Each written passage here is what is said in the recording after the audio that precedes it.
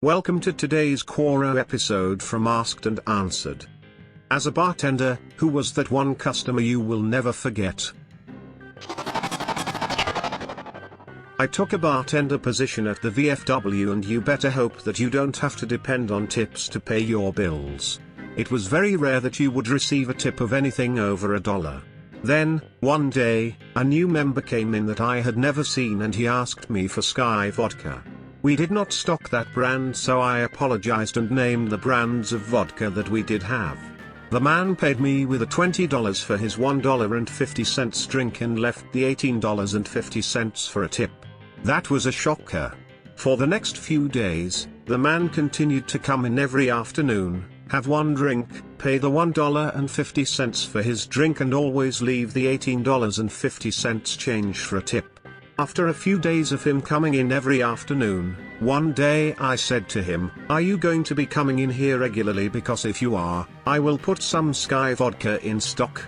The man was very happy about that, and so was I, because I would have done almost anything to keep him coming in. I actually have one other story that is much better than this, but I have not slept in 2 days and it is just too long to type right now. Edit, I had 2 requests to tell my better story, and now that I have had some sleep, I can do that. While bartending at the VFW, a member came into the club one day that I had never seen before. He had thick bandages on both hands, and when ordering a beer, he paid for it in change that was very badly tarnished. I made conversation with him and found that his name was Tommy. I then asked him what happened to his hands, and he told me that his mobile home had just burned down and he burned both hands trying to salvage what little he could as his home was burning. Every day after that, he would come in for no more than 1 or 2 beers, and he always paid for them with small change that was tarnished from being in the fire. At the time, you only paid 50 cents for a draft beer, which was only 12 years ago. I can remember how on Memorial Day, Tommy came in and ordered a beer. When he finished that one beer, he got up to leave. The room that the bar was in is a long room, and as Tommy got up to leave, I quickly followed him and asked him to come in a side room with me. I said, "Tommy, I know you would like to have another beer or 2, but you don't have the money."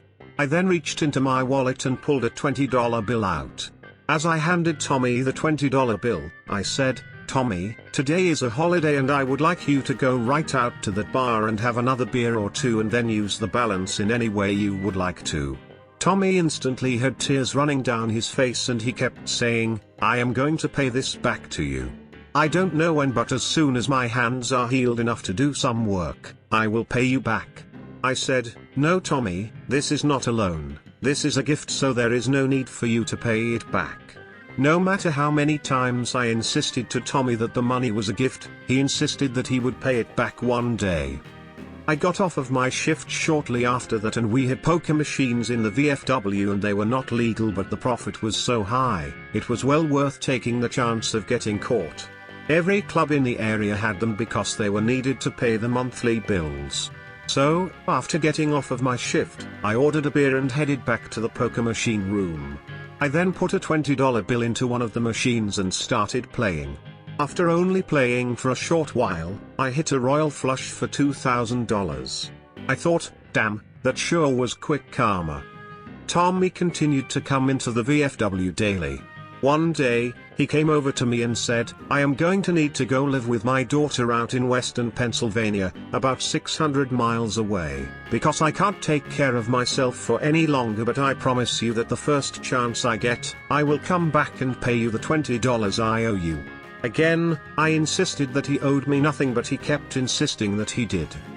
About 6 or 8 months later, Tommy came walking into the VFW and walked up to me, all smiles, and said, "Here is the $20 I owe you. I told you I would pay it back one day." As much as I tried to give the $20 back, Tommy insisted that he owed me that money and I just had to keep it. I have 2 customers that come to mind. I had been serving at a restaurant for about 4 years at this point. The first was a mother and teenage son came in to eat. I walked up and greeted them, and she said, "I'll have a sweet tea, he'll have a Sprite." I started to turn to leave, and he said, "Actually, I'd like to have just a water." The mom looked at him like he just spoke Chinese. She said just bring him Sprite. So again I started to turn away. And he said but I want. And at a lightning speed she reached across and slapped this boy so hard across the face there was a loud audible smack that everyone in the dining room heard. I was shocked. At the time I was maybe 21. So not much older than this boy. I stood flabbergasted, I literally couldn't form a single word even if I tried. The boy just sat there. Didn't cry. Didn't say anything. Just stared down at his lap. This was prior to me having children of my own. So I was not nearly as strong a person to stand up to my elders as I am now. They went through their entire meal. He never looked up. He never talked. She stayed on her phone on Facebook. He never touched the Sprite. Never even unwrapped the straw. When they came up to pay I couldn't even look the woman in the face. I'd seen her lots of times alone before. She was always so nice and sweet to all the staff. I'd never seen her like that. The son turned 18 the following year or two and I never saw him again after that.